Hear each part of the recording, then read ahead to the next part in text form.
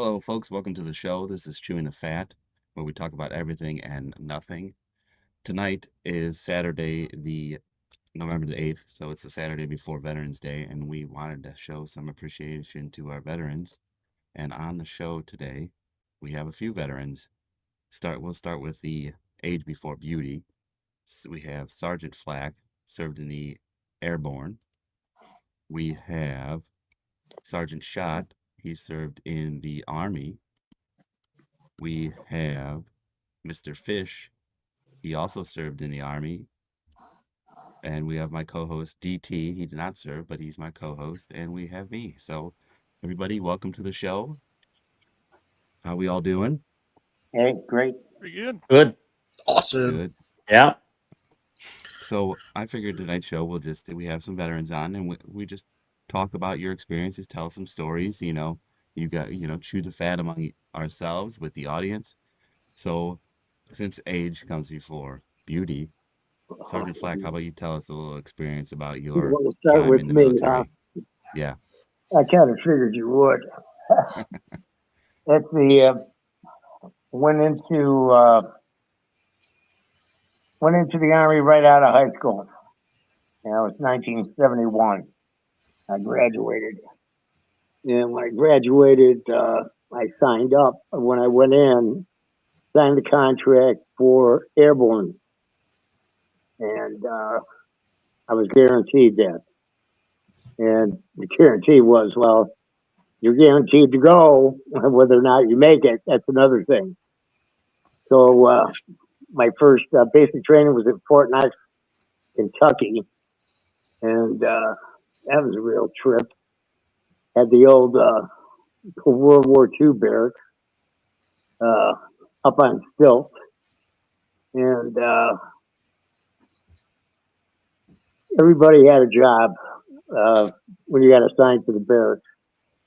Now, once you went through, got your clothing and everything else, got your head shaves, and everybody comes back. Well, everybody's got a job. You do this, you do that. Well, my job was the fucking urinal, and I took the urinal cup out and boiled it, and then I brassoed the son of a bitch to a high-speed shine, and every day before we went out, I was the last one to leave the barracks before we started training. I pulled the cup out. And then I was the first one to go back in after training and pull the cup out. So that was my first experience of being part of a team. And I told the guys, anybody pisses on my cup, I'm going to fucking kill you. So our biggest thing was we played poker for cigarettes, and I had people all over the place, and for the half-ass gambling, pretty good. But like I said, we played for cigarettes, and I won so many goddamn cigarettes I had to put in my laundry bag, and I hung them over the top of the bunk. If anybody needs cigarettes, I'd come and grab them, and they were pretty good about it too. Nobody would steal it or anything like that. Then we had let's see, what was it? The blanket party. Had a couple of those. Guys would fuck up, and that shit would go on. It was pretty interesting. And then from there, I went to Fort Polk, Louisiana, and that was my AIT, Advanced Interval Training, and that was a joy. Cockroaches down there were as big as my goddamn Camel cigarette. They were walking off with them. And I had the first time that we really got into the gunnery range and all that other shit. And the best story I could have is we had a bunch of ROTC cadets, I guess, come in to train us for like a week. And they were all like California dudes, National Guard guys, I guess they were. And we're out on the range one day and doing PT. So going through all these exercises, you know how they had the big, 6x6 podium out there, and the drill instructor would get on top of it, and they'd run you through all the drills. So we got on the one we were holding our M16s above our head, and I just zoned out. And I was the last man standing. And he's looking at me, and I'm looking at him, and I said, I can do this all fucking day. What do you want to do? And so we stood there for about another 5 minutes, and I wasn't dropping the son of a bitch. And finally, he said, okay, that's it. Let's go. Get back to the barracks. So later on that night, I'm sleeping in my bed, and here comes goddamn these three sergeants come in, and they go, hey, Flex, like, come over here, They go like, what the fuck's going on, right? He says, well, come on with us, right? So we ended up going out, and these three motherfuckers took me out to the gunnery range, and in Fort Brooks, Louisiana, we went up to the firing range up there, and we're sitting in the auditorium where they had the night fire and shit like that, and fucking smoking dope and fucking drinking Boone's Farm wine. It's the funniest fucking experience I ever had in my life. And then after that, graduated from there, and I see there was like 13 of us that were going to jump school. You guys stand over here. The rest of you guys, they'll get your gear, pack up, and going to Vietnam. And that was that. So I ended up going to jump school. The rest of the company went to Vietnam. And they had a lot of good friends there too. So Wow. jump school, that was 4 weeks. We had a 0 week and then 3 weeks of training. The Black Hats were some real ass motherfuckers. Had this one black guy, probably about 6 foot, maybe 175 pounds. It was like, just solid muscle. Put his jump boots over the chin up bar. He's doing sit ups, hanging by his cheek. Okay. I go like, what the fuck did I get into? Then I got this other guy, believe it or not, his name was Sergeant Grinch. Okay. He looked like a goddamn oak tree. His neck was so goddamn thick. His shoulders were, these guys were like, they didn't fuck around. So I remember one time we were doing these parachute landing falls. You get on a platform that's about 12 foot above the ground. You'd be harnessed in, and you'd step off, and you would swing, and then he would lower you down at a pace to where it was like you landing in the sawdust pit.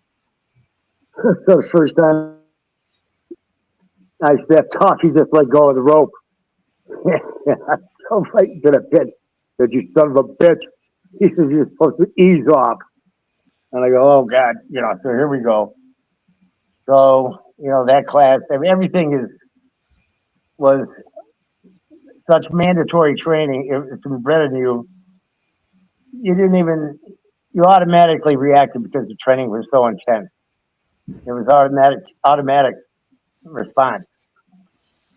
I had one streamer where I supposed to jump out of you jump out of a C-130, you walk out of a C-141. The C-141 is a jet, and you walk out at a 45-degree angle. The C-130 is a prop plane, the biggest, the badass plane in the military.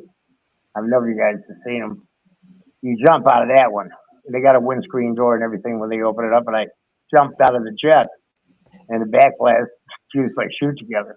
And I had to pull my parachute, pull my reserve, and I kept my reserve, and I kept the ring to pull it, and I ended up bringing it back home with me. But after all that shit, I ended up being the honor graduate of the class. You still have that ring? I still have the ring. Don't have the parachute anymore, but I still have the ring. And I ended up being the honor graduate of that class.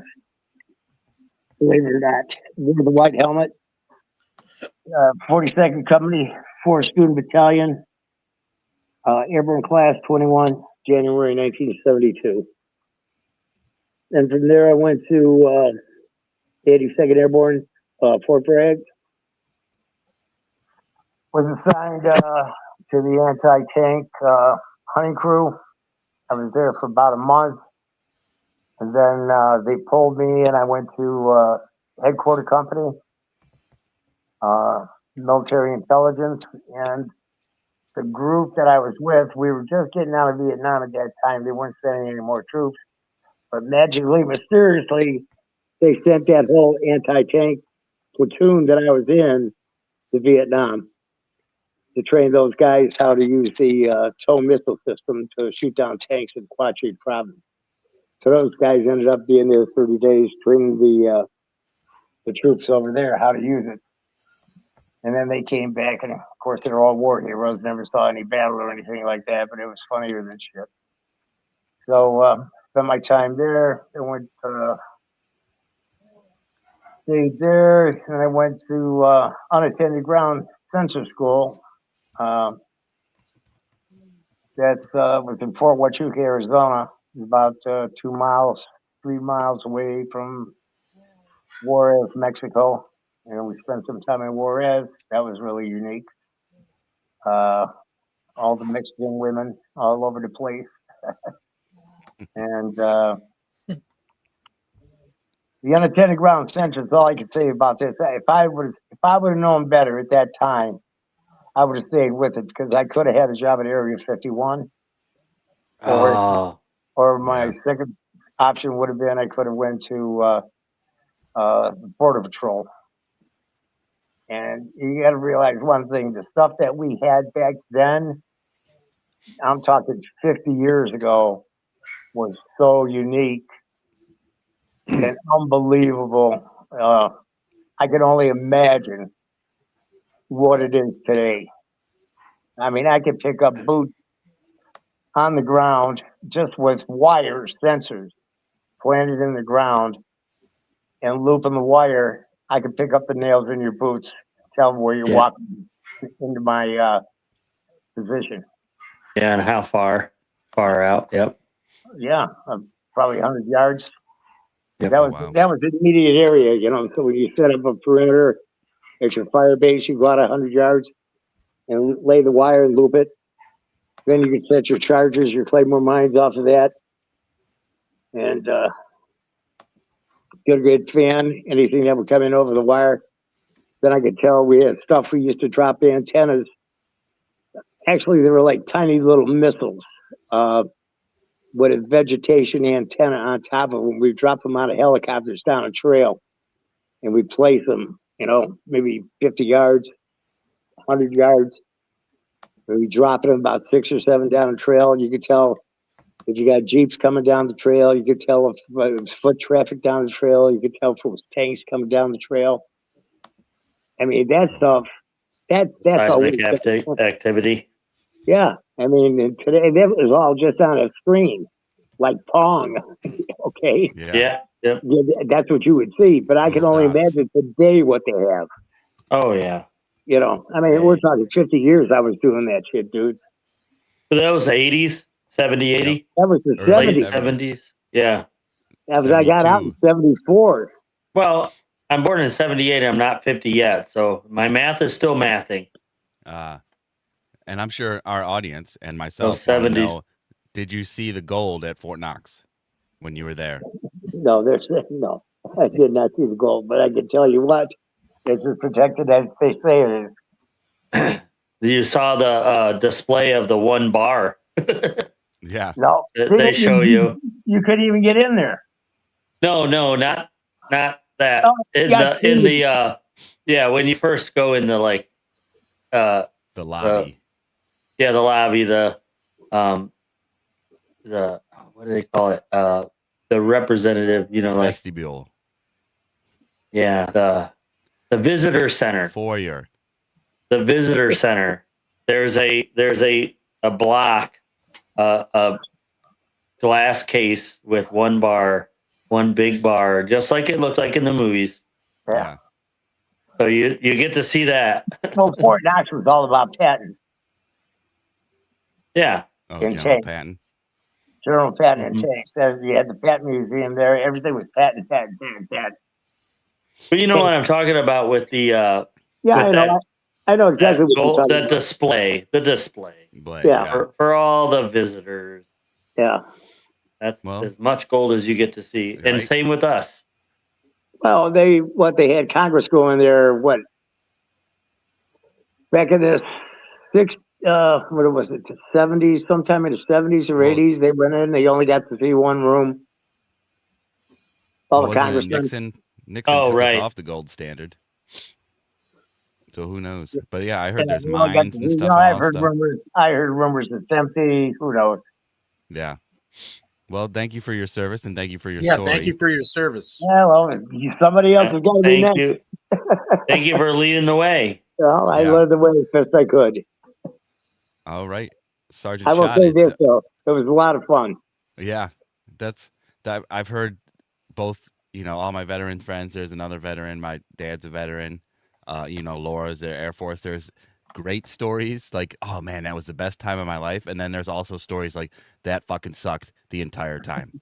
Yeah, got to But, play the game though. Yeah. Enjoy the suck.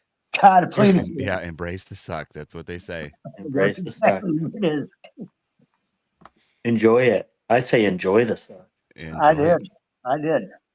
Good. False right. motivation is better than no motivation. Right. Got Sergeant that right. Schott, tell us your story now. Whatever story you want to tell. All right. Yeah, put me up. Yeah, there we go. So, I'm a medic. I joined in 2009. So November 2nd, 2009 is when I swore in. So I started with the Army to go active, then ended up, because I'm a GED grad. I had to go. They were like, well, you could go National Guard, do 6 months, then just transfer over to active. Like it's a loophole. So I was like, all right, I'll do that. So there's a Did we go whole. to MEPS? Was that 07 or what was that? 09 you said? Yeah, you and I We went went to together? MEPS 07. No, Yep. 07. We were Wow. there. We were there. We were there through the whole thing. Looked left, about 2 or 3 people down the urinals, European, and I'm peeing because you do a urinalysis where they check No, I'm your American. I'm not make- European. European. Well, when you're on your way in, you're Russian. So, but You're rushing to be European. you're Russian to take your. So, so yeah, we were lined up at that moment. But so right after that, that was like MEPS number 1. So that's part of the journey too. But I'm like flashing forward to, I get all the way through all that, get to swear in. But I tried Army first, and because of my high school graduate status, which is GED graduate, I couldn't go Army right away, or they were having difficulty getting me enlisted that way. So they were like, if you go National Guard, they have a little bit lenient rules. You can go in and then just transfer back. Oh, they were very selective at that time. Is that what you're telling me? Yep. So Back in my day, they go through their waves. They would take any motherfucker. You just didn't have And to they be did that. flat-footed. You either go to And- the goddamn Army or you go to jail. Okay, I'm going to the Army. Yep. I'll go to the Marines. And then they went back to that. Like they ebbs and flows, right? So they go that way, and then they go, wait, we got way too many people, and we got way too many not good people. Let's thin the herd, whatever. And then, so they go back and forth. So in my time, they were like, yeah, you got to be like this, that, and the other. So go to the Guard. I go meet with that guy, get in, and start my process, and I get enlisted. But with the Guard, I get enlisted in the Active First program. So it's a new program, and it is, you do active duty first, and then you finish out your contract in the Guard. So you transfer back to the Guard. So when I enlisted, when I swore in at MEPS, they had me swear in under the National Guard, which is swearing to the governor, and then swearing in again the Army with the president. So I swore in twice. And so I get to basic training. This is January 4th, 2010. Okay, Freaking cold and let me ask you a question. So sure. now are you in the Army or are you in basic training for the National Guard? So I should be Army because it's active duty first. Okay. So Army. So I get to Fort Sill, Oklahoma. That's where my training is, and then I'm gonna go from there to San Antonio for the medic training. So I do my basic at Fort Sill. I get to Fort Sill, and they in process you. It's by the time I got there, it was like 3 o'clock in the morning. They collect all your stuff, your lighters, your stuff they don't want you to have. And then Contraband. they're contraband, exactly. And they call it an amnesty bin. Put your stuff in here. Just do the right thing. Look, you'll buy a lighter later. You'll buy this, you'll buy that. If it's important to you, raise your hand. We'll collect it up. We'll save it for you. We'll put your name on it. Nobody says anything. They try to keep their stuff, and then they lose important stuff. So anyway, I digress. I'm as far as I know, I'm in as active Army. So I get through that night, and there's certainly a story there, but again, flashing forward a little bit, we're ate our breakfast. We go to our first medical station. So you do eyes, ears, and I think just hearing and sight was in this building. So I'm in line for shooting. Yeah, both of them. But you already did it. Maps. It makes no sense. No. No. Well, It's just stupid reception shit you have to repeat all over again. Yep. So I'm in line I'm in eyes. There's probably 200 people in this room. And so we're all lined up. You know, you got the what do you call that? Just like when you're getting in line for a roller coaster, just going like back turnstiles. Just going this way, turnstiles. So we're all loaded up. And all of a sudden, a drill sergeant comes in. Now I'm about halfway between entering and getting my eyes checked. And the drill sergeant yells out, Hendershot! Hendershot! Hendershot! Where the fuck is Hendershot? And I think I hear Hendershot, but he's like back there.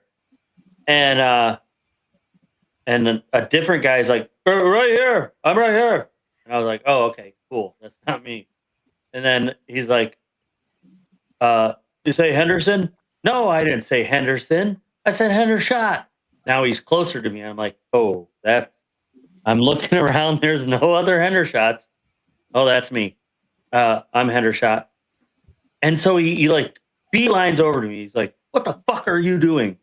And I like look in front, behind me. I'm in this line for eyes with everyone else. And he's like, well, they need you. I need you outside. They need you. I need you outside. So I was like, okay, drill sergeant. And he's like, do you need glasses or do you wear glasses? He said, do you wear glasses? And at the time I did not. So I go, no, sergeant, sir, whatever, drill sergeant. He's like, okay, come here. And he takes me to the front of the line. He goes, get your exam, then meet me out front. Okay. So I'm in there. The next guy comes out. I go in, does the thing. This 1, 2, 1, 2. Which one's better? Which one's worse? Then you read this line. And so he gets the things on me, and he's like, all right, so you have a slight astigmatism. You need frames. You need lenses. So I'm going to get in the other line and get fitted for frames. And I'm like, oh, well, actually, that drill sergeant that brought me up here, he's like, go outside. He goes, all right, I understand what you're saying. Now, this is a civilian doctor. So he goes, I understand what you're saying. But if you don't get fitted for frames, they're going to halt your training and you're not going to go. So go to the next line. When that drill sergeant comes in, he's going to come looking for you. I'll let him know what's up. I was like, all right. So I get in the other line. It's not as long. It's maybe like 20 people. So I'm 20 people back. So he didn't frontline me. I'm not cutting a bunch of people. So I get in the back of the line, and like 10 minutes, the drill sergeant comes back in, like, Hendershot, come on, or whatever. And runs up there. He's like, what are you doing? And I go, apparently I need glasses. So the doctor said I need to get in this line or they'll halt my training. And he goes, what? Well, I don't fucking care about that.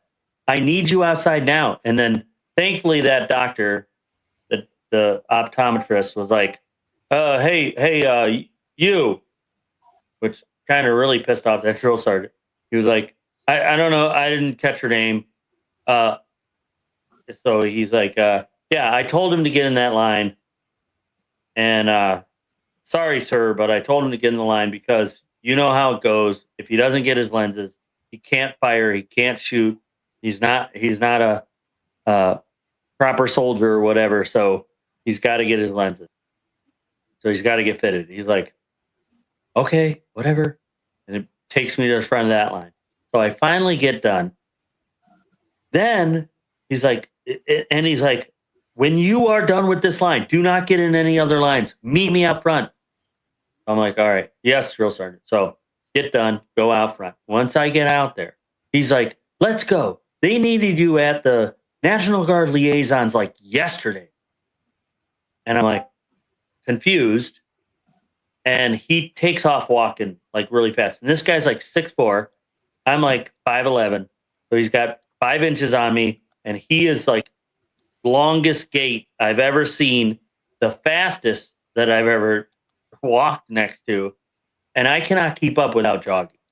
So I'm like shuffle, trying to walk really fast because there's no running in this area. And so I'm like, oh my God. Then I start thinking about it. Why is he in such a hurry? Oh, we're going to the National Guard liaisons. Well, when we in process, they give you like a quick rundown of the station, like the fort. So you're at Fort Sill. Here's how it works. Blah blah blah blah blah. And then they're like, the liaisons only need you if there's a Red Cross message. A Red Cross message is if somebody at home is hurt or dying, then they'll contact you. So then as we're walking and I'm trying to jog and he keeps turning around like, stop running. And I'm like, I'm trying to keep up. I can't like walk that fast.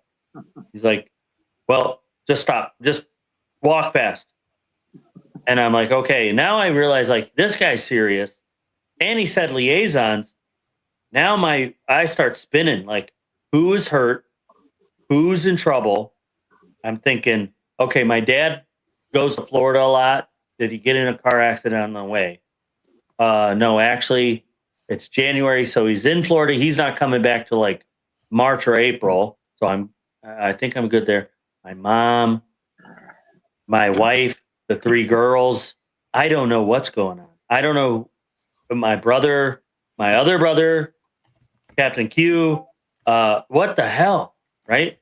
My stepdad. I'm like, as this walk, and it's like, it's probably only a quarter mile, but it felt forever to get there. So finally I get there.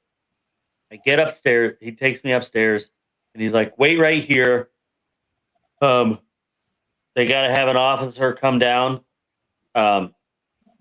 Just wait here for the officer. They'll let you know they'll tell you the rest, whatever. So he walks off, he leaves back to what he's doing. So now I'm like, oh my gosh, they have an officer coming up here to tell me this horrible news. I'm pulled out of getting my eyes checked to get the worst news ever. So I'm like, oh, great. Just great. Like, and still, now I'm like I'm panicking, but I'm locked up. I'm waiting because he just said, stand here and talking or facing a sergeant, you stand at parade arrest. So I'm locked up, and I'm just standing out in this little, which would be now a vestibule, and so there's seats behind me, but nobody said sit down. So there I am standing, and like off to the left is a doorway, and then some like cubicles. So I hear a female in there. Hendershot, you still out there? This is like 10 minutes have gone by. I'm standing there at parade rest. Hendershot, you still out there? Yes, ma'am. Sergeant, I don't know your rank. That's fine. It's sergeant. The officer show up yet? I'm like, negative, sergeant. He's like, oh, okay. Well, I guess you can come in here. So I go in there. Got like a little desk. I sit down facing her computer on her side. So I sit down and I'm like No. freaking out. I'm like, so she's just typing away. She's like, nothing, regular business over here. And I'm like, and she looks up and sees my face and she goes, oh, they didn't tell you why you're here? Did they tell you why you're here? I'm like, no, I don't know what's going on, ma'am, sir, sergeant, whatever,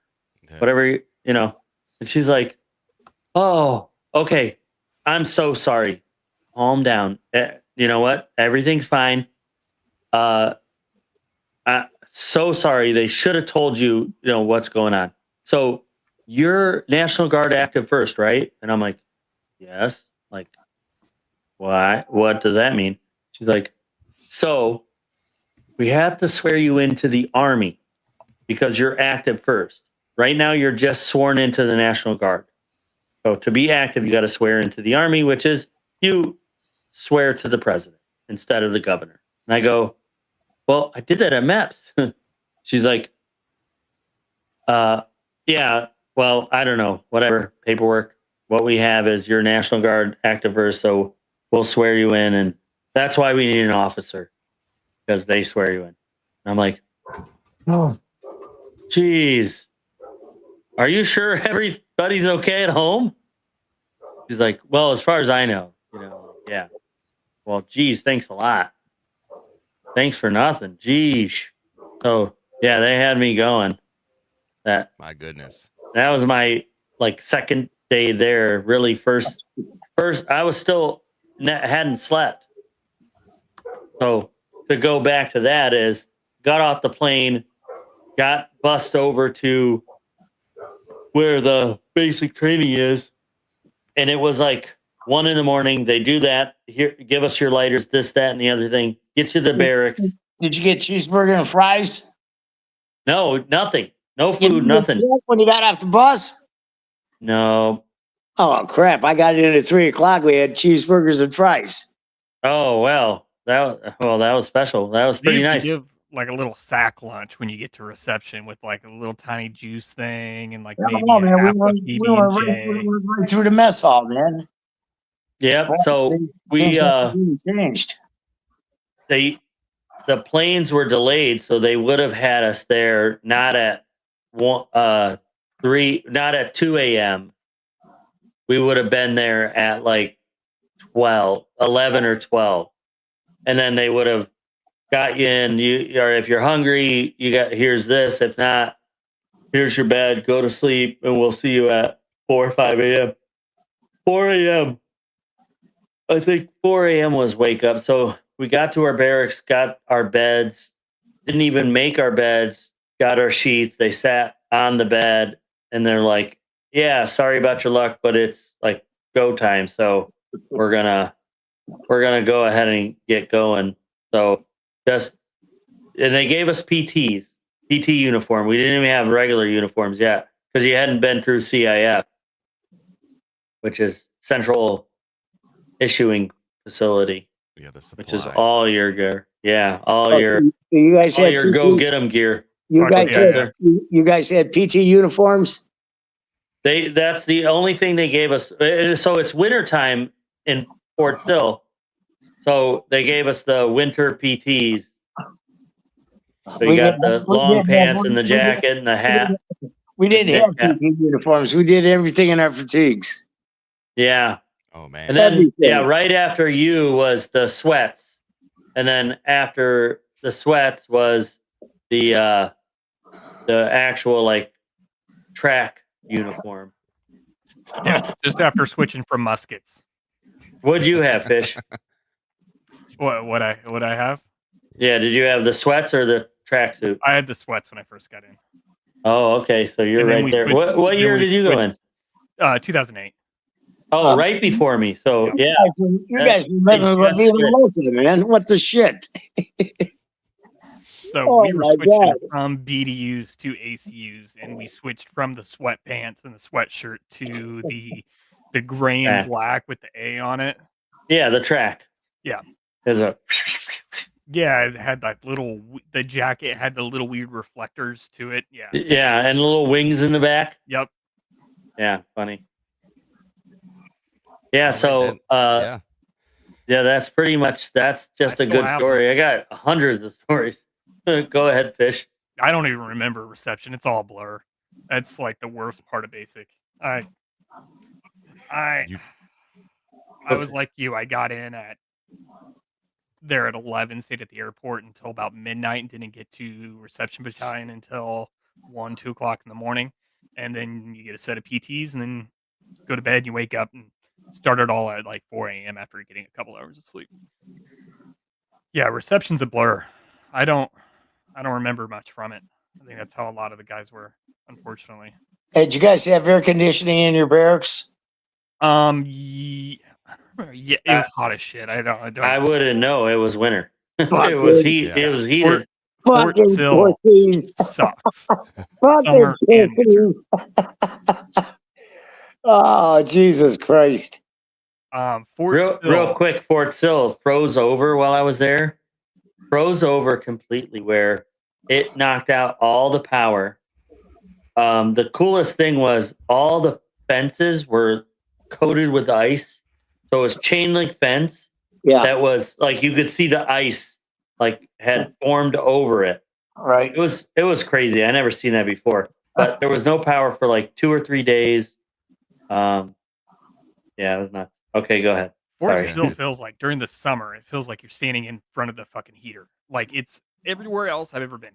Florida, when there's a breeze, it's cool. Fort Sill, when there's a breeze, it's still fucking hot. It's hotter than shit. And in the winter, it's windy and cold as fuck.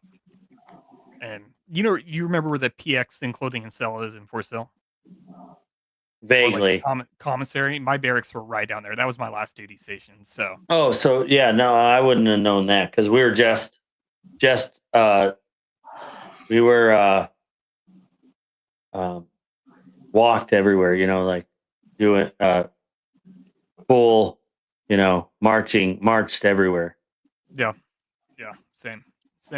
Hey, when I was in jump school, and I already told you that we had a 0 week, and then in 3 weeks of training, you never walked. You ran everywhere. And you never ran on the grass. Yeah. If Sergeant Major or any sergeant saw you, The only time we walked was marching in formation. That is the only time we walked. You ran everywhere. And if you got caught stepping on the grass, you're down up at 50. What are you doing on my Sergeant Major's grass? Oh, fuck yeah. Oh, hell yeah. That was the line. I wasn't even supposed to join the Army. I had a buddy die in high school. He was killed in Iraq, Taji, Iraq, due to an IED. And because of him being KIA, I ended up joining. And I was supposed to be a firefighter. My whole family's firefighter, nurses, paramedics, all that stuff. So I originally went to school while I was a senior in high school to be a firefighter, paramedic.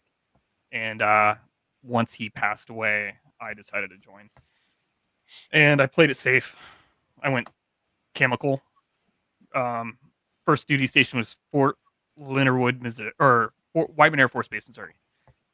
So Air Force Base, it's like Willy Wonka's fucking chocolate factory compared to any Army installation. It was amazing. Oh, you suck. Yeah.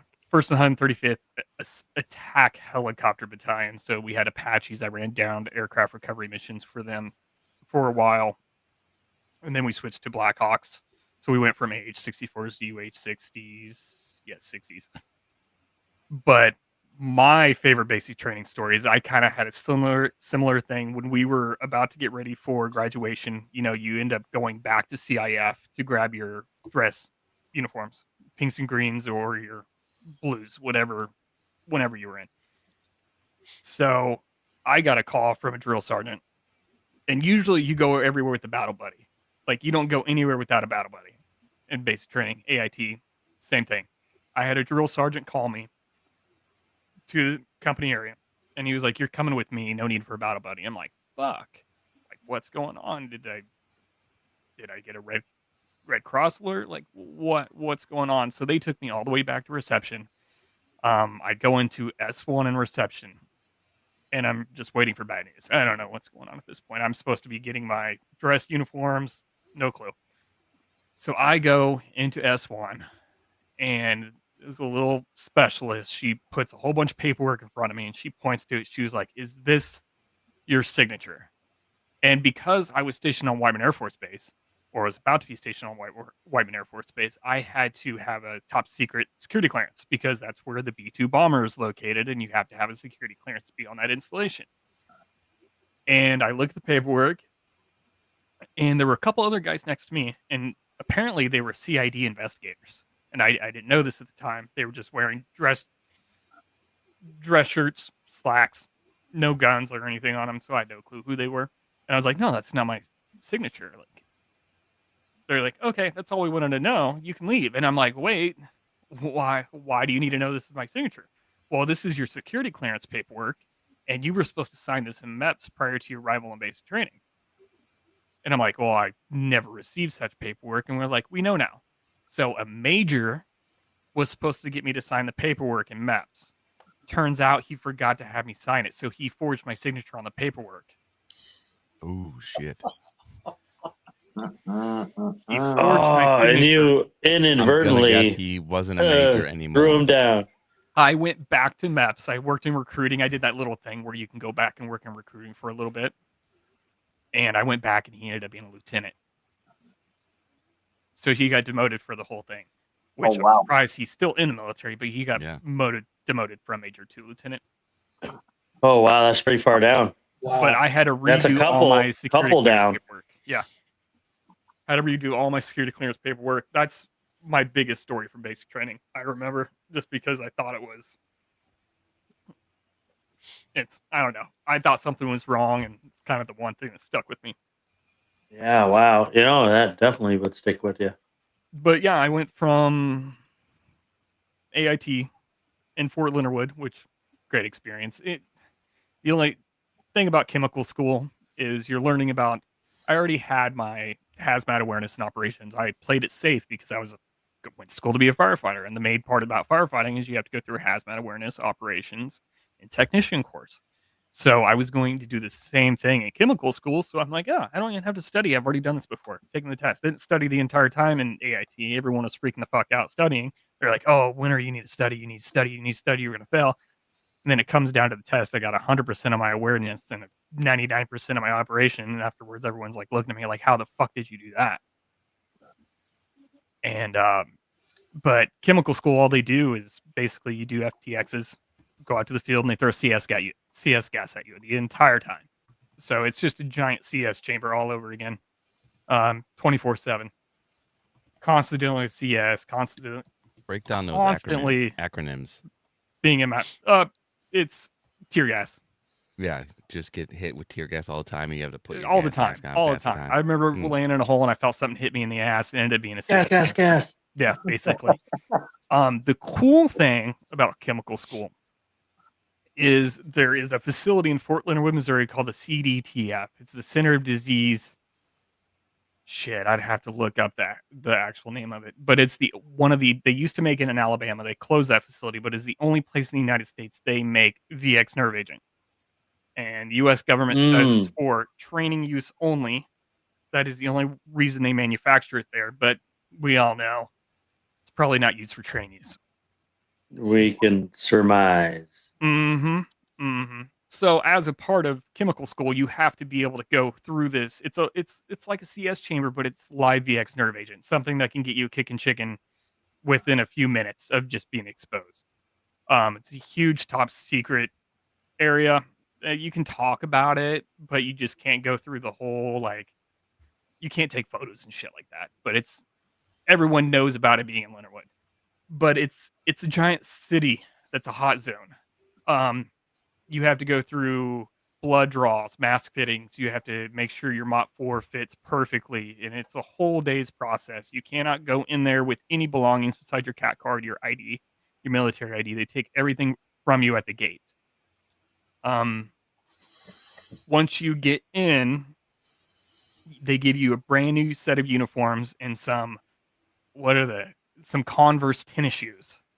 Those are the tennis shoes they use. So you're wearing ACU uniforms with Converse tennis shoes. It looks pretty badass. That's But fun. you're doing that while you're doing the blood draw. Then you get into your Mop 4, and then you have to put your head in this little bubble where they spray CS agent just to make, if you cough, that means you don't have a seal, and they have to make sure you have a seal before you go in. And it looks like something off The Rock. If you've ever watched that movie. Yeah.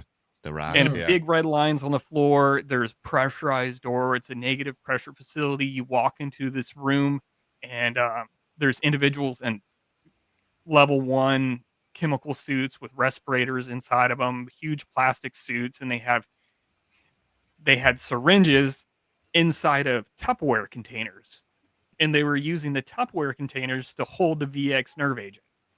Holy shit. Wow.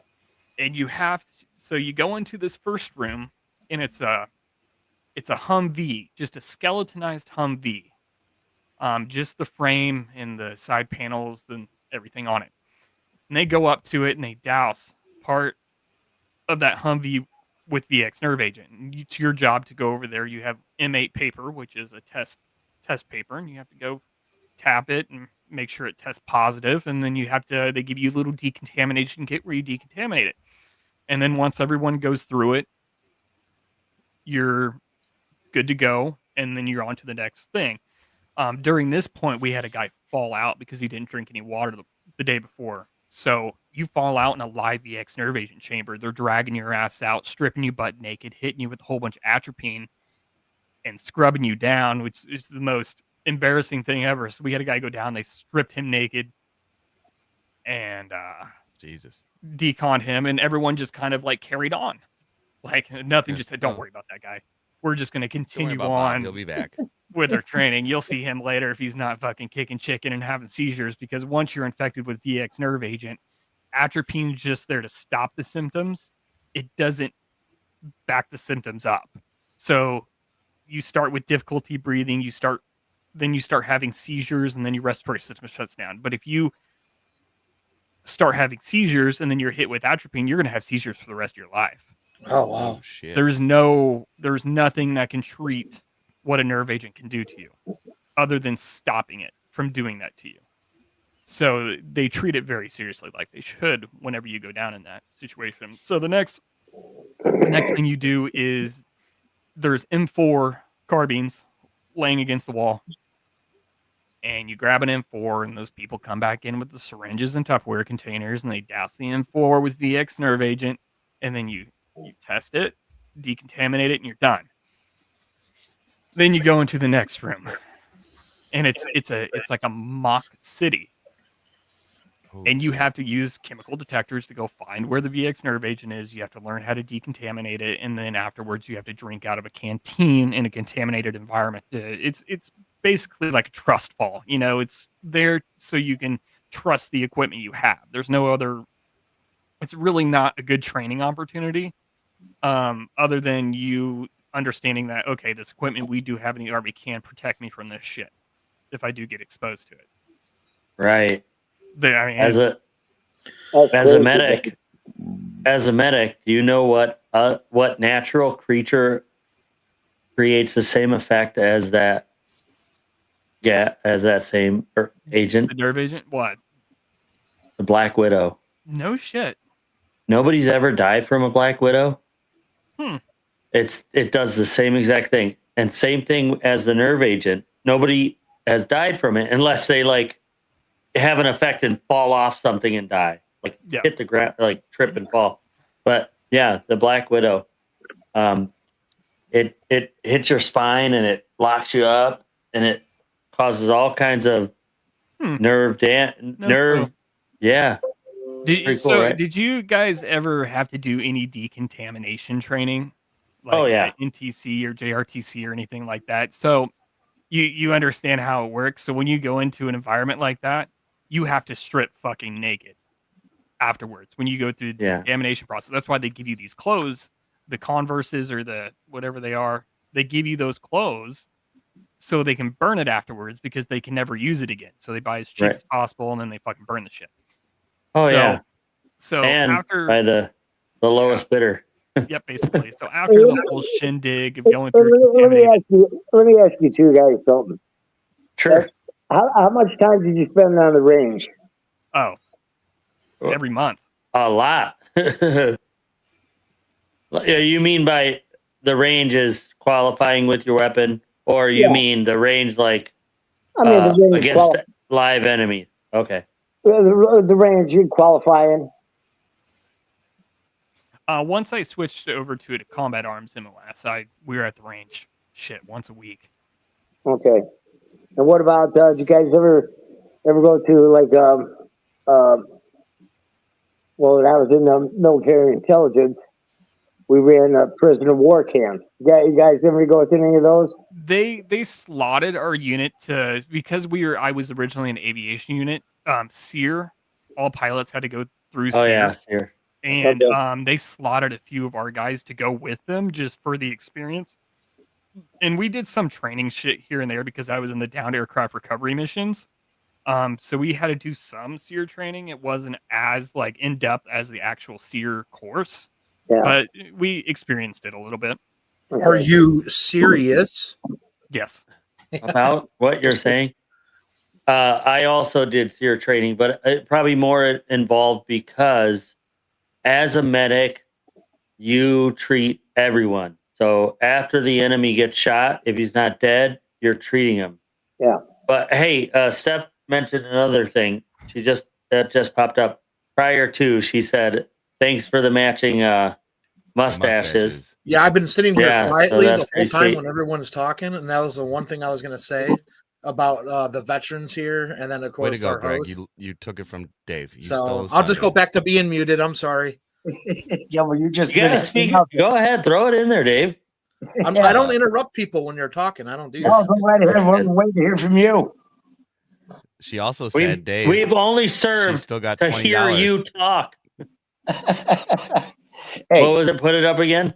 It's Steph said there's $20 for DT to shave his beard into a mustache on live. $20. Oh, Do it. on live. Jeez, right Yeah, now. on live. Like get there. Zzz. But I'll get to the rest of my story real quick. It's almost over. Yes, go ahead. I promise. Sorry for the So- interruption. Oh, No, you're no. good. You're good. You're good. So we're getting to the decontamination process. So there's approximately 50 people in here with me in this VX nerve agent chamber. So everyone has to go through a decontamination process. That involves getting fucking stripped butt naked in front of absolutely everyone. This is including the individuals that are in charge of your AIT. So your first sergeant's there, your company commander's there, and all of your. When I went through AIT the first time, there were no drill sergeants in AIT. It was NCOs that were very good at their jobs, no drill sergeants. Nowadays, drill sergeants do AIT, and that's a necessity for it. So it was It really does depend on the. MOS. Yeah. Yep. OSIT, one station unit training, there's a drill sergeant with you 24/7. But if it's like NBC or any other job, you really don't have too many drill sergeants once you get to AIT. You get a Correct. little more freedom. So all those guys are in there with me. And I'm not thinking about this. I'm just like, okay, we got to go through decontamination process. So I go through the decontamination process. You start off by taking your mop pants off and your boots, and then they take your jacket off for you, and then you step over a ledge into a cleaner area. It's still not a clean area, but it's a cleaner area where you can wear those Converses and ACUs. Then there's a whole bunch of buckets on the wall. You take the Converses off to your bare feet, and then you take your pants off, and you have underwear and a white t-shirt on at this point. Then they say, okay, take the underwear off, take your white t-shirt and put it around your neck. So take it off your body and off your sleeves and off of your arms and just keep it around your neck. So it looks like you're wearing a shamag around your neck. So I have no underwear on. I have a white t-shirt wrapped around my neck with a mask on. And my first sergeant is an African-American individual. He is probably about 7'2", and he's the largest grown man I've ever seen in my life. And he is knife-handing all of us, yelling at all of us with, as Captain Q would explain, as a baby toddler arm holding an apple, swinging, just yelling and screaming, just putting us all to shame. So I'm trying to take orders from a dude with his dick out, trying to pay attention to what's going on. Well, this is a pressurized area, so it has to stay pressured. So you have a shirt on and you have a mask on, and then you have to go through some doors to the showers to decontaminate yourself. So I'm not paying attention. I'm just worried about this dude fucking me up. And I hear you're going to take your shirt, go under your shirt, touch your mask, and rip your mask off of your shirt. You're going to close your eyes, hold your breath, run through these doors to cold shower. You're going to go through cold showers first, and then you're going to go through another door to hot showers.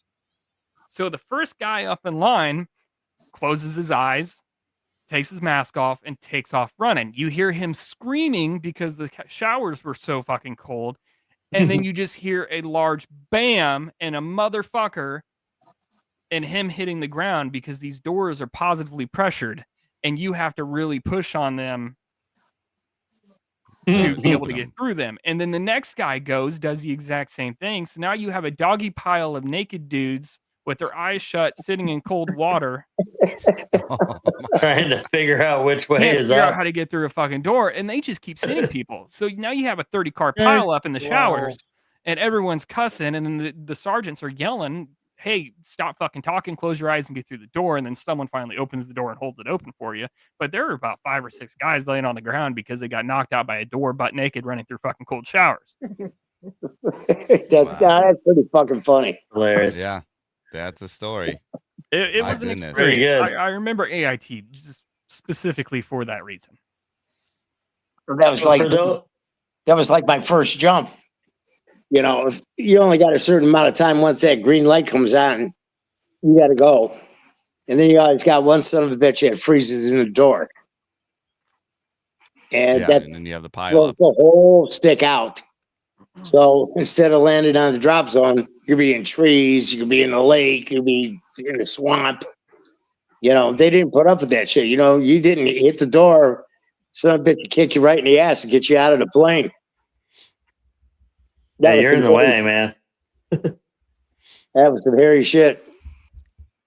But I remember the first time I jumped. You guys, I don't know, you're a lot younger than I am, but my dad used to have back in the day in the late 50s. I was born in 53. I'd say, late 50s, early 60s. Everybody, all the parents would have train sets set up in the basement for the kids. My dad got a big 4x8 piece of drywall, set it up down there, put the railroad train around it, and we had the little trees and the railroad tracks and the cars and the town and the post office and all that shit, right? The first time I got to the door, I looked out, and exactly I looked down, he painted the whole thing green, like grass, okay? Then we set up the shit around it and everything like that. As soon as I got to the door, I looked down. That's the first thing that went right through my head. Oh, it's goddamn train tracks. My own train set. I had no problem jumping out. I had no problem jumping out of the door. Just went right Wow. for it. How high were you your first time? 2,000 feet. Wow. That's pretty cool. I Is that am. the highest you've ever jumped? Highest we ever jumped was 3,500. Okay. Never did any halo or anything like that. Is there different heights for different missions? Yeah. Most of the special forces and stuff like that usually do high altitude. Those are called halo jumps. They have oxygen. Usually jump High from altitude, low opening. high altitude, low opening. You usually carry oxygen with them. They got to open themselves. Wow. All throughout static line. So Wow. Well, each and one of you, I just want to say thank you for each of your service. I mean, you guys sharing stories, swapping that stuff was a like fun that. time. Yes, It's fun thank you all hearing for all your that service. stuff. Yeah, we got in. You see, I think I was still in. I was in AIT at the time. I think. Pretty sure either AIT. No, it had to be AIT, and they were looking for EOD guys. Okay, you know, Close-ups. explosive ordnance guys. Yep. So I volunteered for that. I think I got blown up on the third day. What? I got blown up on the third day. In training? Yeah, we were in training. Yeah. You know, They're like, nope, you're dead. yeah, no, the thing You went off. messed it up. Oh, it actually did blow you up. Well, it was kind of like we were searching for tank mines, landmines, Yeah. and you gotta stick the bayonet in, just like you see in all those movies, stick and stick and stick and stick, then once you get it, then you gotta dig around it and all that other shit. I was digging around it, apparently I fucked up. Anyway, click, okay, you're done, you're dead. You dug into it. Yeah, Yeah. dug into it, that was that. I said, Uh-oh. well, I guess I'm gonna be that. Then I was in jungle school. I think it was third or fourth day in jungle school, and that was pretty crazy. We were in Fort Sherman in Panama, and it's a place they call the fort behind God's back. God doesn't even know it exists there. We're learning about all the booby traps and all the other shit, because we didn't know any of that shit, and that's why our guys were getting killed. The punji pits and all that other crap. And I was on patrol the one day, and I was a point man, and we were walking through the jungle, and I got shot. I got shot in the leg. The guy took me out. One of the drill sergeants took me out. Drag you out. Just you shoot BB guns, pellet guns, and you can feel it. Hit your hit your leg or something like that. But it was an interesting experience, boy. I'll tell you what. It's crazy ass shit, man. I jumped down on a log one day, and we were attacking a position. I jumped down on this log and I looked over. There was a friggin' spider that I swear to God, it was as big as my friggin' hand, right next to my face. I go, holy fucking shit. I froze, and it froze. It didn't do anything. Then we get up, move on. But, you had the pythons, you had the alligators, you had the vipers, you had all that crazy shit going on down there. Sleeping in the trees at night, the fucking monkeys would come down, steal your goddamn boots. It's crazy shit, man. It's crazy shit. Monkey steal your boots. I learned how to kill a monkey, though. They used to take a coconut and they'd carve a hole in the coconut. And then they would take either a piece of aluminum foil, usually it was a lighter. So all the guys back then used to carry simple lighters. And what they would do is they put the lighter inside the coconut, and they would position it so the sun would come down through the hole and hit the lighter, and it would kind of like glow out of the coconut. Then a monkey would come down from the tree, and he'd go and he'd grab the lighter, stick his hand in and grab the lighter, Well, he couldn't get his hand out now because he's holding the lighter, and he tried to shake the coconut off, and he ended up knocking himself out. I swear to God, swear to God. But It sounds like the same way you catch a polar bear. You guys know how to catch a polar bear? that one I don't know. I don't think I'd fuck with a polar bear. Put me up, Q. All right, hold on. So that's fine. You can leave it there too. So you're out in the Arctic. All you need is a can of peas. Okay. Can of what? A can of peas. Can of peas. Yep. You open the can of peas. You use the lid to cut a hole in the ice. Okay. Then you take the peas and you sprinkle them around the hole. And when the polar bear comes to take a pee, you kick him in the ice hole. Oh man. I was giggling before you even started it. I think we're What? drifting. I think we're That's drifting off. typical, here. Hey, Captain Q, So, yeah. you need to tell your chicken joke. oh, you got the a chicken joke? The chicken All joke. right, So joke have you heard time. this chicken joke? This is good. And I saw it on like Put yourself up. TikTok or something like this. So why are chickens so funny? I don't know why. Anybody? Because Yeah. man. I saw that a kid do that. It's Yeah. a kid telling the He's joke, picking right? up a literal chicken. He's Yeah, like, he's why got are a they chicken so in funny? him. Because.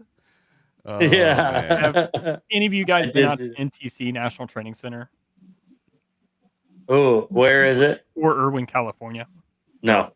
No. So during GWAT, they had that was kind of like the desert is training GWAT? environment, Global War on Terrorism. Yeah. That's where they Fine. would send us all pre-deployment to train for Iraq and Afghanistan. Everyone has an idiot within their unit, right? That can't tie their boots, that acts like Oh yeah, everybody. Oh, yeah. basically. Yeah, you they're were just that as dumb as idiot, weren't you? Or more than one.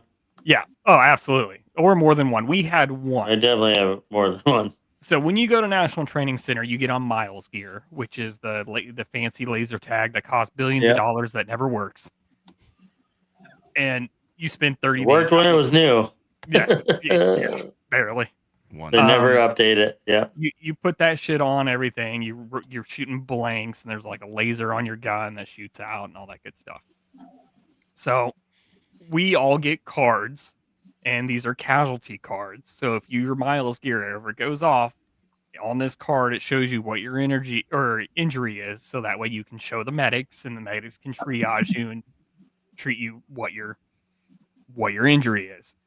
So we are not but 2 hours into the box. You spend about 2 weeks in Aruba getting all your equipment together, and then you go out. It's a giant war game, basically.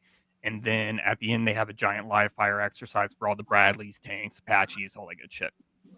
So this idiot of ours was originally a 19 Delta, and we stuck him with the cooks What is a 19 because Delta? he just a Cav Scout. He was originally a Cav Scout like all of us, and we put him with the cooks because he continuously fucked up, and he can't really fuck up that much with the cooks. Yeah, and you want to have a good showing out here in this training. Yeah. Exactly, because this is what you're graded on, and you're graded highly on it. So you don't want to have that many idiots within your unit. So you try to throw them in places where they'll fit in. So this guy, we get to our first TAA, which is our fob area where we're sleeping for the night, basically. And he's driving an LMTV, which why they would let him drive, I have no fucking clue. But he hops out of the LMTV, and we gave him an old M16A2. So you hit that butt stock on the ground, it's going to send that bolt home and fire around, right? Those older M16 A2 A1 models. And he gets out, he slam fires that M16's butt stock on the ground, shoots off a blank, sets off his Miles gear. Within 2 hours of being in the box, he's a casualty. So we have to 9-line him out. We have to medevac him out. he had some atrocious injury that the medics were all pissed about because they haven't even got a chance to get all their shit straight. So they had to triage him. We had a 9-line him, call in a Black Hawk, medevac him out, not but 2 minutes into the box. Then that night, I'm in a gun truck on a perimeter, and I'm with another guy. And my first sergeant tells me, hey, go ahead and just hang out here. I'll send you guys relief here in a few hours. Well, a few hours goes by, 4 hours goes by, 5 hours goes by. I'm not getting any relief. So the guy with me is like, hey, well, I was telling him I'm an NCO at this point. I'm like, hey, go find Top, first sergeant, and tell him to send relief because we need to get sleep. We've been out here all day. It's hot as fuck, whatever. So he leaves. He doesn't come back. So now I'm in this gun truck alone in the middle of the desert on a perimeter with PVS 14s, night vision goggles, which are good, but they're not the best. You can kind of see shadows and outlines of things, but they're not really that good. They're the single Green and white. green and white, single optic, not dual, pieces of shit. So I can't really see much anyways. I'm in this gun truck. I'm like, you know what? Let me put these night visions on. And I'm just going to take this gun truck and go back to the talk and figure out what the fuck's going on. So I'm driving back to the talk and this body jumps out in front of my MRAP, right? And I'm like, what the fuck is this? And the windows slide open. They don't roll down. So I slide the window open one slot and it's my first sergeant. And it's dark. I can't really see much on him. And he's like, hey, where's the ECP at? And ECP stands for entry control point to our perimeter. And I'm like, fuck, I don't know. It's about 500 meters that way, I think. I really don't know. I was like, hop in. I'm going to the talk anyways. I kind of can see the tent from where we're at. Let's just go there. So when you go inside the talk and there's a red light and I look at my first sergeant, he looks like he was Wile E. Coyote shot out of a fucking cannon. Oh, his uniform is shredded. It's basically a Madonna outfit. I mean, it's just little strips at this point. I'm like, what the fuck happened to you? And he was like, I don't know. I was in a Gator, a John Deere. It was a military style Gator or a Kubota side by side. And he was like, I was trying to find the ECP. I fucking hit something. I got out of the Gator and I don't know what happened. So we're laughing about this dude that shot himself not 2 hours in. We're laughing about first sergeant being cut to fucking shit. I don't know how he's not cut up. And then we go to sleep. I wake up the next morning and it's starting to become daylight out. And I see this Gator 1,000 meters the opposite direction of the ECP through our perimeter. And he grabbed about a half mile's worth of Constantino wire, which is razor wire, and drug that shit a mile down the fucking desert. Oh, and my this goodness. Gator was wrapped. I mean, like wrapped in Constantino wire. For How he the fucking got out of that optic, a Gator is like a Polaris. like a Polaris, like a side by side. Yeah, side by side. How- People don't. How he didn't cut himself up, the world may never know. But he Guardian was. Angel. He has. I'll find a photo. Yeah, I have it of somewhere. He framed that uniform and he keeps it above his office. That's amazing. I would. He's a Yeah. sergeant major now, but he keeps it framed right above his desk in his office. I mean, it looks like something a stripper would wear. At this Yeah, I would point, encase that there's thing. nothing left of it. But he only brought 2 sets of uniforms, so he had to eventually put those back on to go back into Ruba, and our commander made him put those back on because just to embarrass the shit out of him. But I guess also the other pair started stinking. So I guess that night he ended up sneaking some. He was a high functioning alcoholic. Couldn't really tell. He would come into the company area shit faced, and he would have me drive. I was his personal chauffeur. He drove like a brand new Mustang at the time, 5.0, beautiful Mustang. And he'd be like, "Hey, you're driving me to the Mexican restaurant." It'd be like 2:00 in the morning. Mexican restaurant's fucking closed. He's shit faced at this point.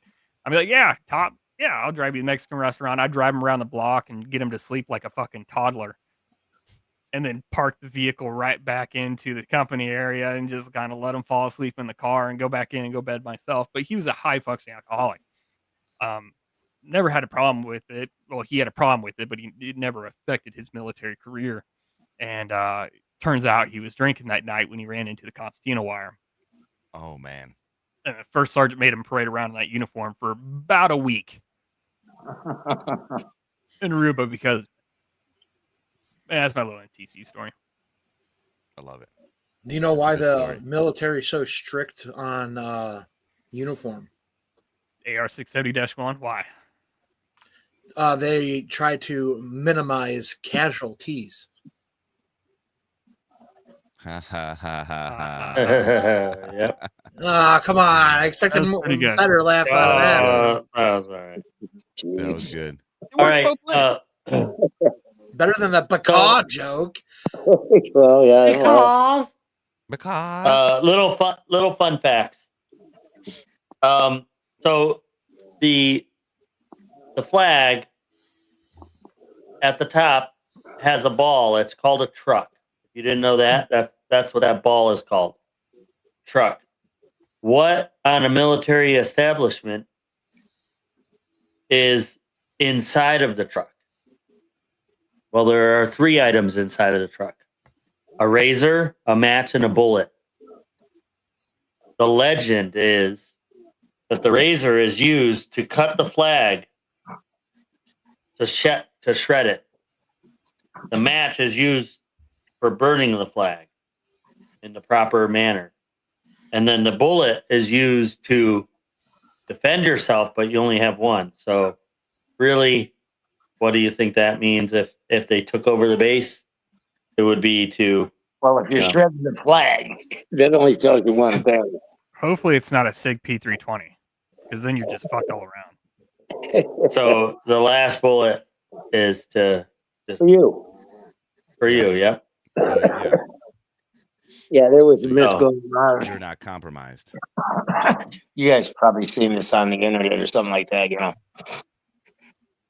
They say that why the World War II guys always turned their cigarette upside down in their pack. Oh, the one lucky The cigarette? one lucky? I Yeah. still do that. Well, I did it until I quit smoking.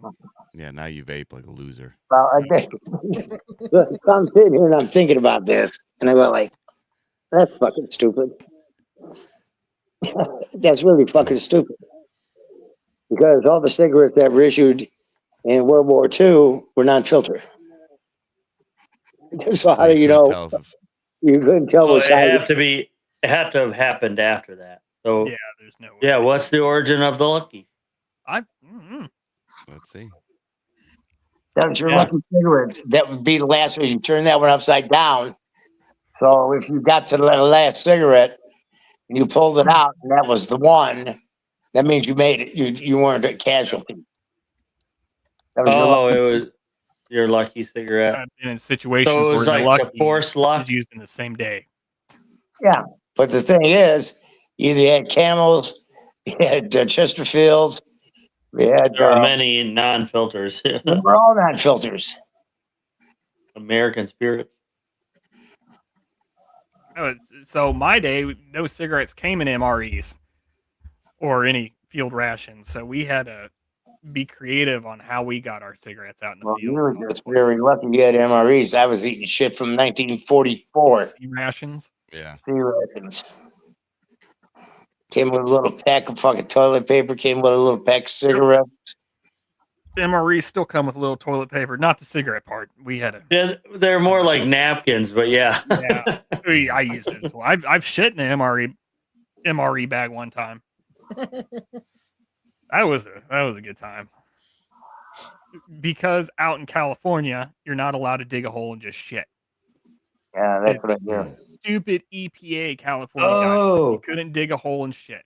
So we have these things called wag bags, and they're bags you shit in. And I went out on a down aircraft recovery mission, and I didn't bring any wag bags with me. And I was like, I got to shit like bad. And they were like, you're not digging a hole. You got to use a wag bag. And I'm like, I don't have any wag bags. Well, it looks like you're using an MRE bag.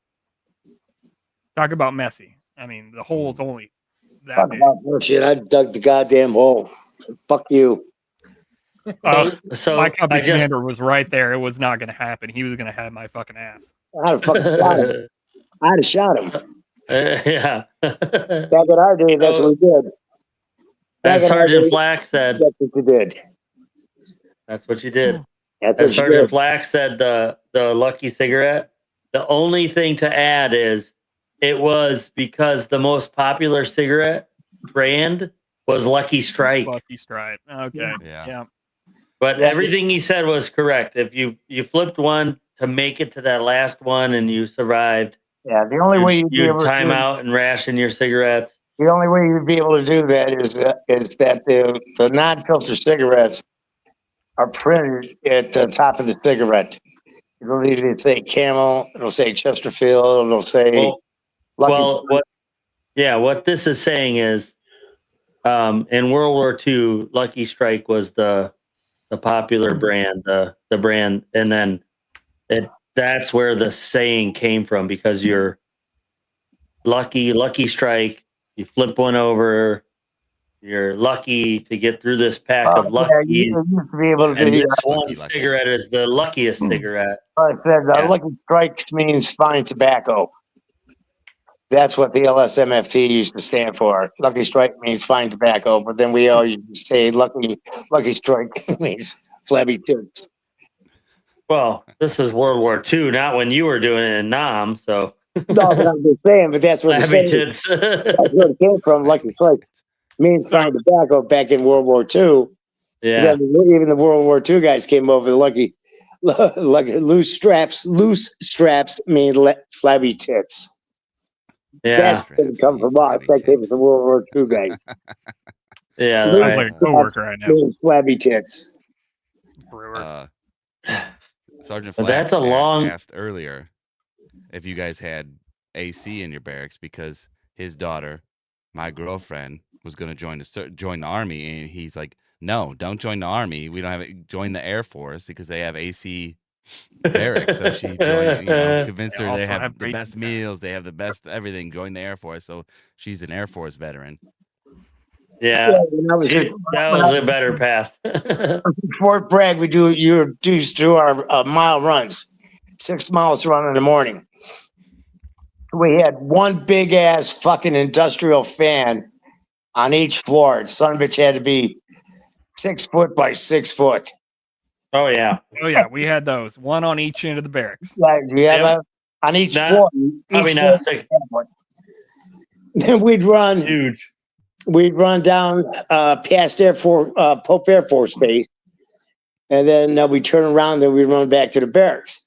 Yes, we would run down Pope Air Force Base. Every one of them motherfuckers had air conditioning in their goddamn window. I'm saying these motherfucking cocksuckers, they didn't even know what the fuck they're doing. Goddamn fucking Air Force, these fucking faggots. Fucking we'll run sweating our asses off. The funniest thing that I can remember about being there at Fort Bragg in those barracks is we always had the guys that used to smoke the fucking weed right by that exhaust fan. You remember that? Did you guys have that? Oh yes. We had people sneaking smokes for sure. Yeah. Oh, absolutely. Yeah, well, they'd always be down by the fan, smoking by the exhaust fan, and then they fucking throw it out the window. So a couple months later, we're out fucking doing every morning before PT. We'd have to do the marshaled grounds, cigarette butt call, all that other shit. Oh yeah. Walk around the whole Police building. call. Police call. Yeah, police call. That's what it was. Side by side, shoulder by shoulder, walk around, pick up the butts and shit like that. We're walking around the one side of the fucking building where all the exhaust fans on. Fucking marijuana plants are growing outside the fucking barracks. Oh, I mean, that's hilarious. Jesus fucking Christ. We're waiting it out. The long haul. The long con. I had someone ask me what this the other day. fuck? So the next thing you know, everybody's up there. You have fucking locker search, all this shit, going through fucking flipping the bunks, going through everybody's locker. Who's got the fucking weed? We know there's somebody smoking the fucking weed. Oh, that was funny as shit. We're fucking plants that were like fucking 2-3 foot tall, growing outside of underneath on the ground, and nobody cultivated them. They just fell. There I've they seen are. that. The big old Big fans old fans. at Half of either them end, fucking work. industrial fans right at Yeah. the end of the barracks. I had Is someone this ask what me you the had, other Sergeant day. Flack? I'm sorry. Sergeant Flack, is this what you had? You look at your screen. No, let's see the screen. No, ours was built into the wall. Oh, Oh, wow. wow. You It got was lucky. built right into the Better. fucking wall. Ours was there, and then somebody in the middle of the night would like turn it. No, You had ours, good air, and then you Fuck had off. low air. no, You're like, ours was right. It was a 6x6, one of the. It was right one of the right senior into the sergeants. wall. So when they Six get by that six. smoking, they take their joint, what was left, and toss it through the fan, and it would just get like ground up or whatever to fucking fall to the ground. I once used one of those fans to spread CS gas in a barracks before, so they work well. Was it like a Oh, drill, or did you do it? At Oh like no, I night? was fucking pissed at my soldiers, so they weren't listening. I was trying to put on a class the day before for just chemical warfare shit and had them put on Mot 4. They didn't take it seriously, so that night we had a little more training. Oh, there you go. And it was Impromptu. followed up by about 4 hours of cleaning the barracks because everything was covered in CS gas. Oh man. shit! You ever have your drill sergeants come in and throw everything out your barracks windows?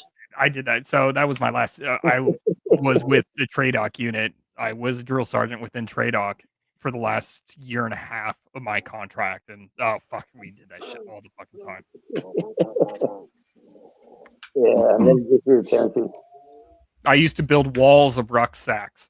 So in Fort Benning, the barracks, there was 2 big doors that led to a staircase where the privates would go in, and I'd build a wall of rucksacks on the other end of those doors. So when they open that shit, I get off.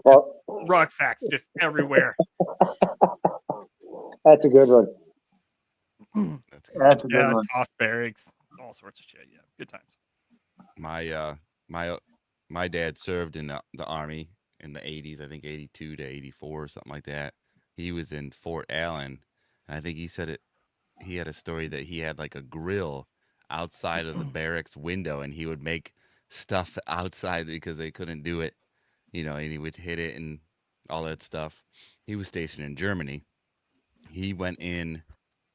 That's my grandma said that the army did put weight on his bones because he went to Germany. He was drinking German beer and German food, and so it put weight on him, and it fixed his posture. And that's what she said. Everyone says that. Everyone fails a PT test when they come back from Germany, just because the amount of fucking beer they drink.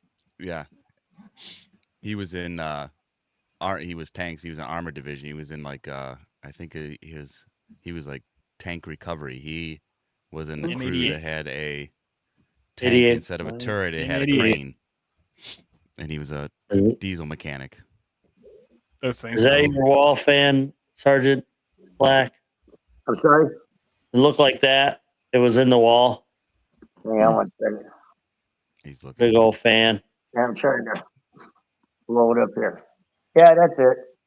Yeah. But a little bit bigger. Well, that's not in the wall. It's just a picture. But yeah, it's like that. I have seen those. Yeah. Only like once or twice in a barracks I've been in. Oh, where'd he go? Oh. Sergeant Black's gone. I don't know. Oh no. He pressed the button. Yeah, press the wrong button. Oops. So when you were talking about the flag in the whole, what's it called again? The truck. The truck. That reminded me. Have you guys ever heard of There he Fiddler's is. Green? Which one? So say it again. Fiddler's Green. Have you ever heard the Fiddler's Green poem? No. I don't Every think so. cavalryman, every Cav Scout has to memorize Fiddler's Green. And I have it for you here if you want to hear it. It's kind I of was a medic for the cab unit, but we had our own section, so we were like apart, and then they did their cab stuff. So I never got to learn any of that stuff, but I would have liked to. Go ahead. So having the 9mm or the round in there kind of reminded me of this poem. If you guys are ready, if you don't mind me reading it. No, not at all. It's very somber. Marching past straight to hell, the infantry are seen, accompanied by the engineers, artillery, and marines. For none but the shades of cavalrymen dismount at Fiddler's Green. Through some go curving down the trail to seek a warmer scene. No trooper even gets to hell. He's emptied his canteen. And so rides back to drink again with friends at Fiddler's Green. So when man and horse go down beneath a saber keen, or in a roaring charge, a fierce melee, you stop a bullet clean. And the hostiles come get your scalp, just empty your canteen, and put the pistol to your head and go to Fiddler's Green. Yeah. See? Last bullet. Yep. That reminded me of that. It has to be. It's kind of like the Army song and the Soldier's Creed. It's like one of the things when you go through AIT as a Cap Scout, you have to memorize that. No, I heard this story about medics in the Marine Corps. Now I don't know if this is true about all armed forces. I can't say for sure, but the medic. Let's put it this way. Oh, you know, the Marines got a history. They're all drunks, right? Marine Corps was swarmed in a fucking bar by a bunch of fucking drunks. And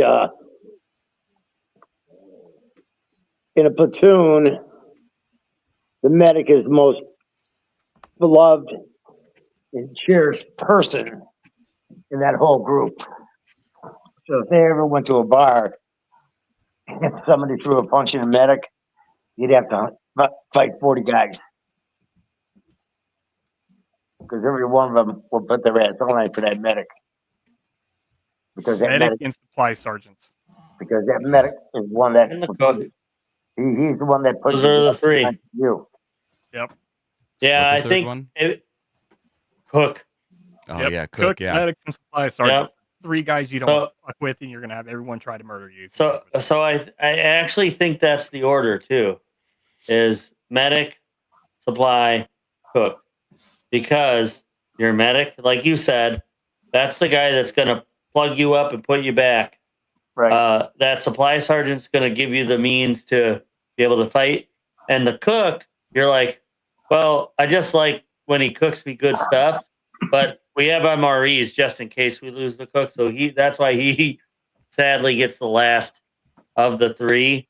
But absolutely, I could tell you about when I was in. My first duty station was Daegu, South Korea, and there was a sergeant there, Sergeant Cooper, that was like he had already been in for 12, 20 years, I don't know, forever. Like he wasn't going anywhere. And I was only a PV2, so private, 2. Not even private first class yet. And I'm on range coverage. So I'm the medic covering the range. So if anybody gets hurt, I'm the guy to help. Right. And we're firing 50 cals, we're firing all kinds of stuff. So that was military police was who I was attached to. So they're training at all the weapon systems, and we get in between iterations, they got to clean up the brass, and they have to account for it. They got to turn it in, so on and so forth. So I'm in my little. I got my FL. I mean, I don't even have FLA. I have a high back Humvee that is my transport vehicle, and so I'm sitting over there with just being a medic, and one of the sergeants like, "Hey, what are you doing? Get over there and help." So I go over and I start picking up brass and whatnot, and I'm helping, and I'm out. I'm on the firing line picking up stuff, and all of a sudden, like Sergeant Cooper comes around the corner, and he sees that that's what I'm doing, and maybe he needed something. Maybe he just needed a Band-Aid. Maybe he was looking for some aspirin. So he turns and he sees nobody at the medic station right. that I have set up. And then he looks and finds me, and he Picking up grass. beelines right to me, and he's like, "What are you doing right now?" And I said, "I'm just helping him clean up grass, Sergeant, before we go hot again." And he's like, "Who? Why? Did you just come over here and start helping?" And I was like, and I'm an honest person. I'm like, negative, Sergeant. One of the other sergeants told me. Who told you? Tell me right now. Who told you? Tell me. Who was it? And I really didn't know names, but I also wouldn't have like thrown anybody under the bus. But I was like, I'm still new here. I don't know everybody's names. He's like, all right, it doesn't matter. I don't give a fuck who did it. Go back. Go be a medic over there right now. And I thought he was mad at me, like directly at me. Right. I was like, oh. So I go back over there, and he's like, hey, everybody, round it up. Let's go right here. So everybody gets around him, and he's like, look, we are out here training. You understand what goes on like 100 miles that way or whatever, which was the DMZ in South Korea, North Korea, still an active war zone, not ever been, that conflict has never been ended. So he's like, so that's going on. We're doing what we're doing so that we can do what we need to do when we need to do it. So part of that is having a medic that's able to help us and able to put us back in the fight when we need to be put in the fight. So you don't have your medic come out here picking up brass. And he was like flipping out. And I was like, oh my gosh. Then he walks over to me and he's like, look, not your fault. Whoever told you is a freaking idiot, doesn't know what he's doing. You're a medic. We need you to be a medic. We don't need you cleaning up brass. So just be a medic. Sorry that you had to see that. I was like, no, I didn't know. Thanks for letting me know.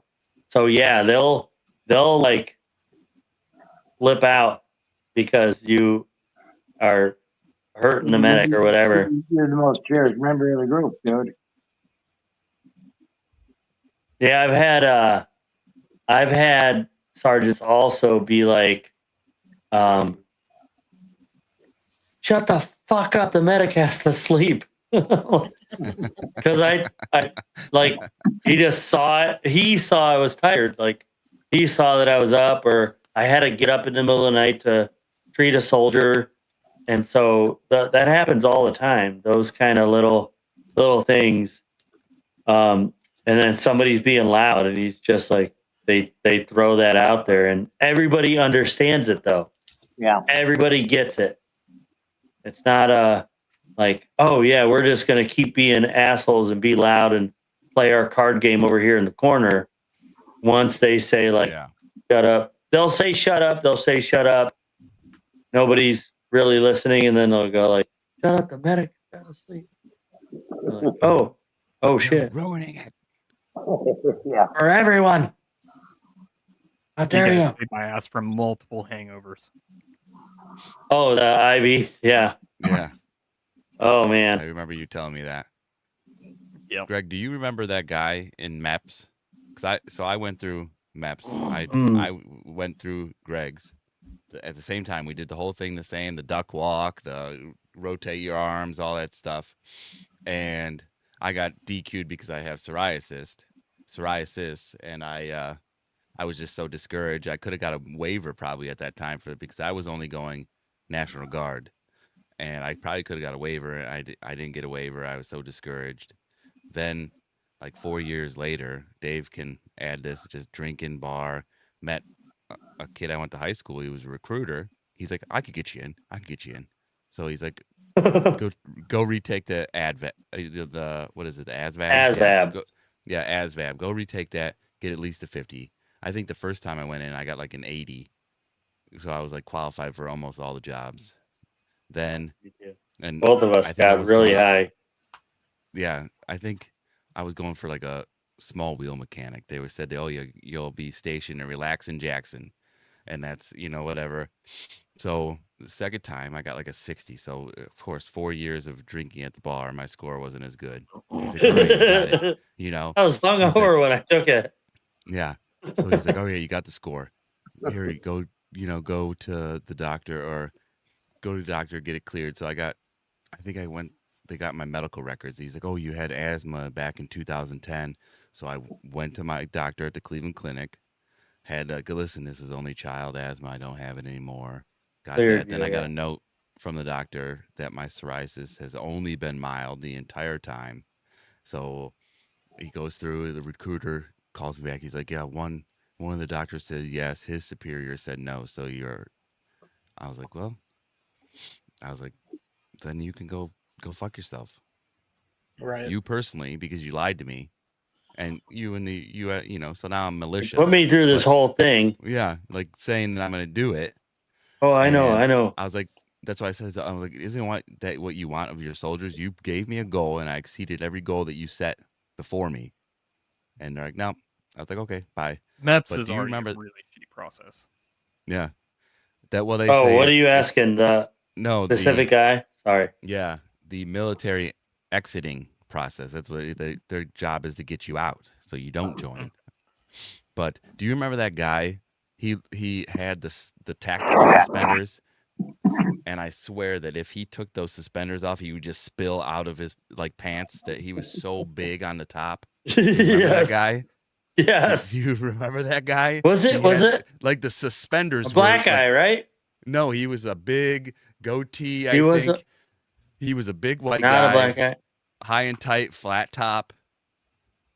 He was something else. He was just such a crotchety old dude. Oh, go this way. And he was the suspenders were so, I don't even know how they held on to him. Like they were as tight as they could be on a human body. Wait, I do remember that guy. Let me tell you about that guy. Let me tell you about that guy after when I was there. So I'm okay. I got to get sworn in. So really long story to that point, but I'm now contact your family members so they can be here when you're sworn in. So they're like, we're going to have you sworn in. There's like a 10 o'clock and a 1 o'clock, right? We'll have you sworn in at 10 o'clock. Cool. I'm sitting there and 10 o'clock is coming up and like I'm waiting. I gotta get my okay, now you can call your family, for sure it's 10 o'clock, whatever. That time passed by. It ends up being 1 o'clock. And there's more to that story too. But it's 1 o'clock. So hurry up and wait.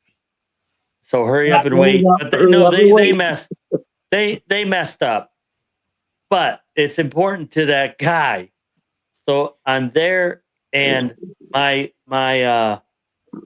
liaison recruiter, whatever, the guy that's getting me in from the National Guard, because I switched over, he goes walking by and it's like quarter to 10, and they were he was supposed to come back out and tell me yeah, 10 o'clock is it for sure, I'll let you know, because you start at freaking 5 o'clock or whatever time you get there, 6 a.m. So yeah, early. He's going by and I'm waiting. I didn't see him go out. I saw him come back. So I was like, hey, Sergeant. And he's like, oh yeah, what's up? So I go, hey. So I get up, I get out of my seat to go talk to him because he's like, there's a couple rows of chairs. Get up to go talk to him. And that big guy area, right? Right, in the waiting area for people that are against the wall. All the offices for all the yep, exactly. It's like a 90-degree angle. Offices, and then over there's something else, I don't know, printers.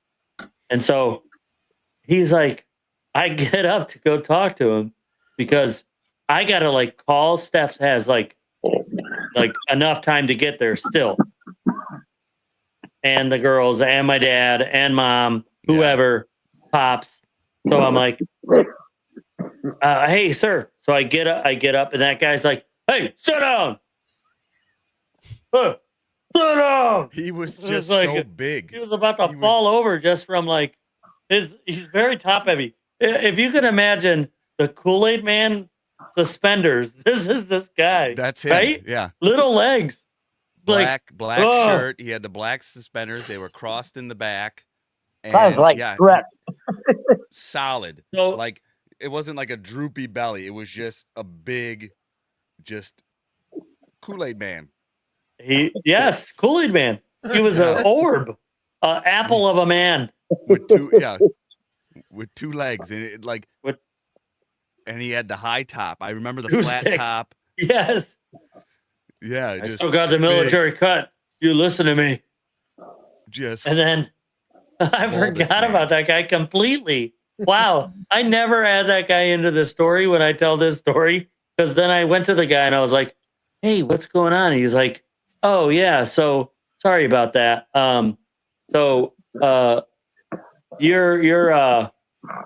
You're tier 2, which is National Guard plus GED grad." And he's like, "Yeah, the percentage of tier 2 like enlistments is 10% of all enlistment. So whatever that number is, like that's where you fall. But I already got you going. I got you in, and yeah, we're good. We're not gonna do the 10 o'clock or 11 o'clock, whatever. Though we're gonna have to do the 1. But yeah. So, but he goes like as that guy yelled at me, this guy was like, "Yeah, so we're just gonna have to do that." And then he goes, "So I'll," and he just pauses sentence and zips into the office, like that should have been a bathroom. He was zipping to go, like, "Oh my gosh, I got a shit. Beeline. I got a shit," but it wasn't a shit. It was just phew, he's gone, and I was like, "What the hell?" And then that guy's like, "Yeah, you can sit down now. You can sit down now." And I was like, "Geez, don't fall over." Yeah. And I go sit down. And I'm like, so I'm like staring in the office the whole time, like, what the hell just happened? And then hour goes by or whatever, and I see him come out. I was like, "Sergeant, what? Hey, what's going on?" And you can't be loud either. Like, just shut up. No. So I'm It's like, like a library. he's like, he goes, "Oh yeah." So and this time I don't stand up. He comes over to me and he goes, "Yeah, sorry about that. Yeah." So yeah, I said, "Geez, man, that was like an hour ago. You went like you were telling me that tier 2, whatever, and then you zipped off." And he was like, "Oh yeah." So that doesn't happen here. That's in Columbus. So I was contacting my guy in Columbus, and I told him I have a soldier that's been through a few times, good to go, wants to go National Guard, switch over to the whatever. And I go, "Switch over? I'm active first." He goes, "Oh yeah. No, I told him that." And then he's like, "So anyway, I had talked to him at like 9 o'clock. You were like 3rd or 4th on the list. I had him move you to the front, but he had something and he told me to call him back. And I'm so sorry. I forgot to call him back." So now I'm like, gosh dang it. A 4th time I got to come back to freaking MEPS. And he goes, "No, but I did." But that when you said, when I was talking to you, I remembered I still had to call him back. So that's why I jetted off to go call him. But I got you. And actually, kind of fun fact is right now in the state of Ohio, with the way the tiers go and the enlistments go, you will be the only one in the whole state of Ohio going active first through the National Oh Guard. wow. I was like, oh damn. Like, So and how it many was all times did you because go I was through like, MEPS? hey, that You was the went through third MEPS time. third That was the time? third time. My goodness So gracious. the first time was with you, Yeah. and they did the whole thing like, oh, so you're a GED grad. We can't enlist you right now. I came back, and you do height and weight, which we did, and you do your analysis that lasts for however long, and then so I came back through the Army again. They said just come back again. I did it again. Then they switched me to the Guard and said, and that guy was like, "Oh, I could have you enlisted in like a week. Just let me get your paperwork." And then that he didn't call me in a week. It was like a week and a couple days. I called him back. He's like, "Oh yeah, sorry. We have this active first program. I didn't know if you were interested." I was like, "Yes, I'm interested. Absolutely, I yeah. wanted to go Army." Yeah. Yeah. Oh, look at that. And Mia Moores. oh, Mr. hello. VJ. All right. A little comment there. I love it. Awesome. So then Kool-Aid man. I go, so it took about, so your height and weight is good for 30 days. So Army, I had height and weight. It was still good. National Guard came back. Now I'm going to swear in. And that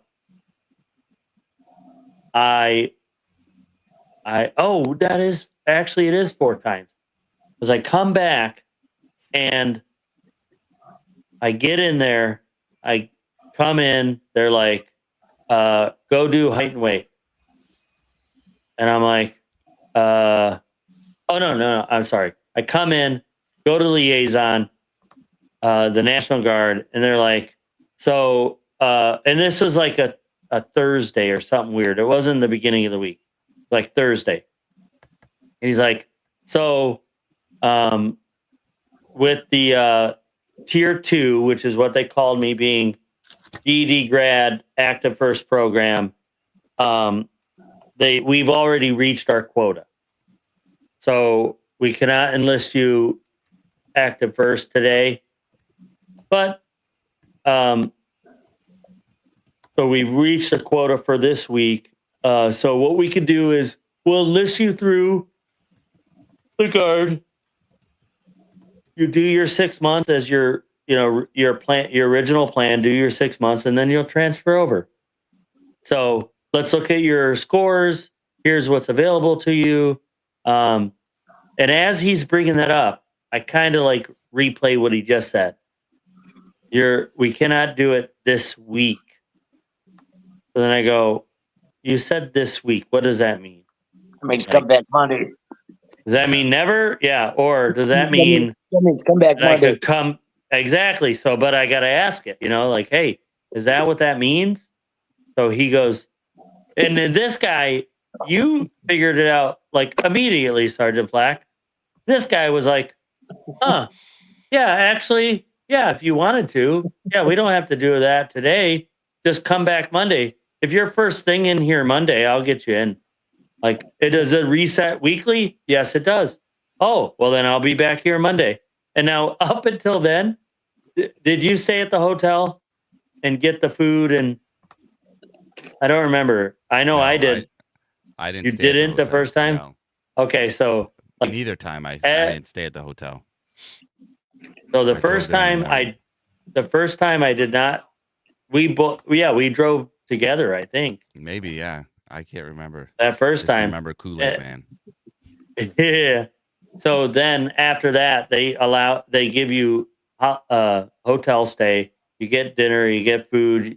Then they bus you over, and then get your car later or whatever. But it's over there in Brook Park, isn't it?